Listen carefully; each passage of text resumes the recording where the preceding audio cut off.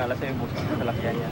15 sugatan sa pagsabog sa Sultan Kudarat noong Sabado ng gabi.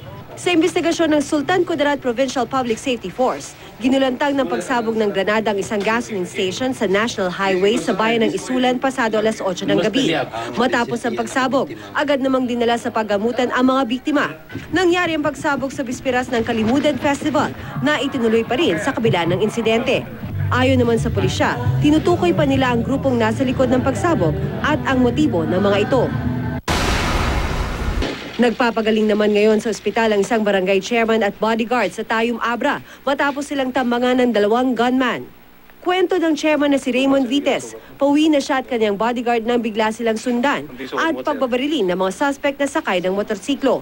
Nagawa namang imaneho ni Vites ang van nila papunta ng ospital. Naaresto ang mga suspect matapos positibong kilalanin ni chairman. Inaalam na ang motibo sa pamamaril.